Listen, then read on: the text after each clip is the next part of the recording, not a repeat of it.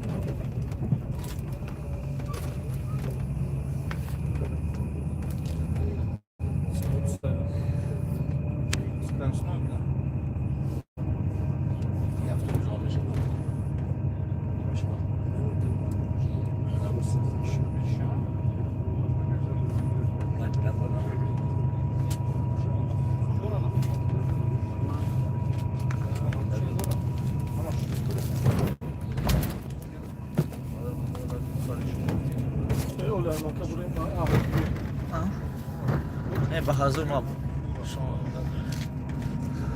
آخر راه را گیرم انشالله. علیکم السلام. یا حج عربستان. مکه.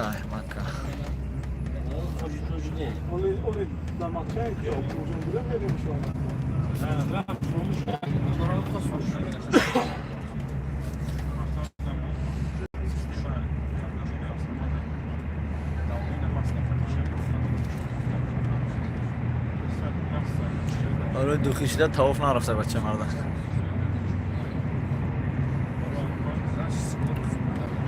سلام علیکم و رحمت الله برادران عزیز. ما سفر داریم با زواد مسجد دخی شهر مکه و باز با چند جای دیگه انشالله که حرکت میکنیم. با ما باشید. ذکر سلام بگو انشالله نصیب. اینجا شهر مکه است. از ما از مکه بیرون میبریم انشالله.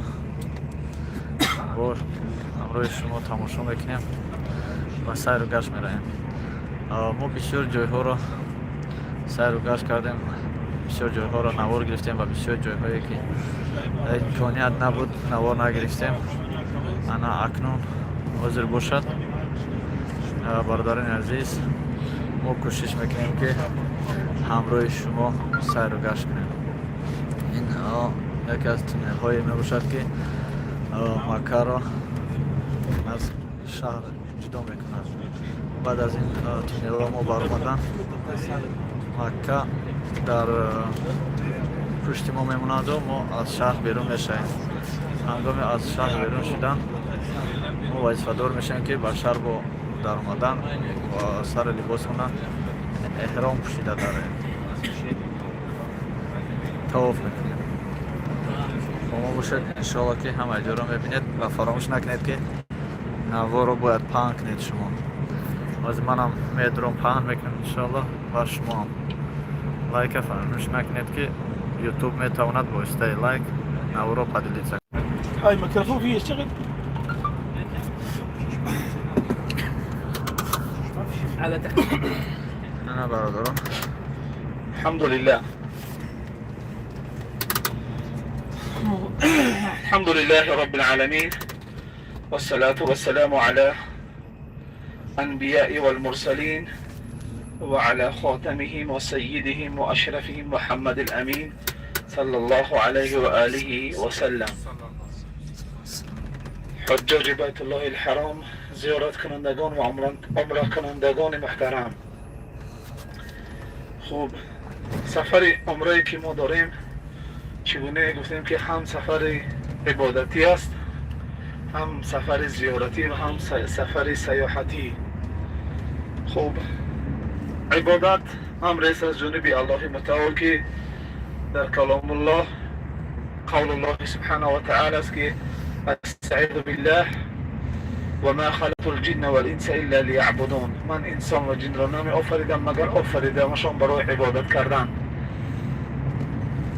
خب ادای عبادت در این سفر امر است از جانب الله متعال. زیارت و سیاحت جان هر دوش یک چیز است. زیارت اماکن مقدسه و حتی مشاهده کردن جایهایی که قدسیت ندارند الله متعال اینچنین بر ما امر کرده است. قول الله سبحانه و تعالی فسیروا فی الارض، سیر کنید در روی زمین ببینید آنانی که به آیات های ما را دروغ شماریدن حال آنها چگونه گشت.